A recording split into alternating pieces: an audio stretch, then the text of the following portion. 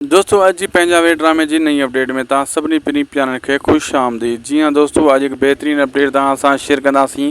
तव्हांजा फेवरेट अदाकार जेका पंहिंजा वेरी में अची रहिया आहिनि। जी हाँ दोस्तों, पंहिंजा वेरी में तव्हांजा पसंदीदा अदाकार ये तस्वीरुनि में जेको तव्हांखे कुझु अदाकार नज़र अची रहिया आहिनि, इन्हनि मां काफ़ी अदाकार तव्हांखे पंहिंजा वेरी ड्रामे में नज़र अचण वारा आहिनि। हिन ड्रामे जी हिकु बहितरीनु जेका पहिरीं स्पेल ॿीं ऐं टीं स्पेल में धमाकेदार एंट्री कंदा इहे अदाकार ऐं इन जी शूटिंग बि त हली रही आहे, तव्हांखे त ख़बर आहे। बहरहाल जेको आहे दोस्तों, पहिरियों स्पेल धमाके सां शूट कयो पियो वञे। बाक़ी राति खां वठी असांजे सखर एरिया में बरसाति हली आहे सॼी राति हिन टाइम ताईं। अगरि दादू में बरसाति हली आहे त शूटिंग रुकिजी वई हूंदी। ऐं तव्हां दादू वारा दोस्त ॿुधाए सघो था तव्हां ॾे मौसम जो हाल कीअं आहे। बाक़ी असां ॾे सखर एरिया में सॼे ज़िले में जिथे किथे ॻोठ हुजनि या शहर, सॼी राति वखरे वखरे सां बरसाति हली आहे, गोॾा ॿोड़।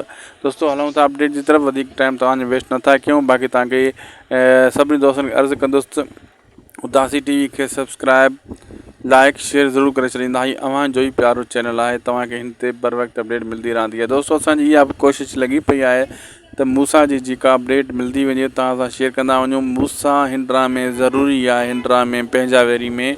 ऐं अगरि हिन ड्रामे में मूंसां न हुयो त पोइ ख़ासि मज़ो न थींदो। अॼु ख़ासि अपडेट इहा आहे असांजी। तव्हांखे छा थो लॻे, मूंसां अगरि न हुयो हिन ड्रामे में ड्रामो मज़ो कंदो पंहिंजा वेरी या न? ऐं तव्हां कमेंट सेक्शन में पाण ॿुधाए सघो था। तव्हांखे असां इहो सवाल कयो आहे, जवाबु तव्हां कमेंट सेक्शन में ॾिजो। लाइक सब्सक्राइब करणु न विसारींदा।